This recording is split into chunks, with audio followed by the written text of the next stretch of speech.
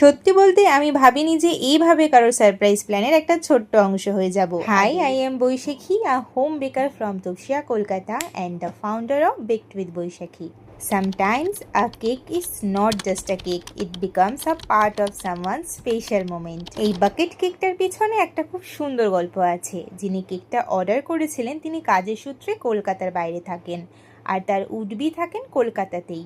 তাই নিজের অনুপস্থিতিতে তার বার্থডেটা একটু বেশি স্পেশাল করে তুলতে চেয়েছিলেন।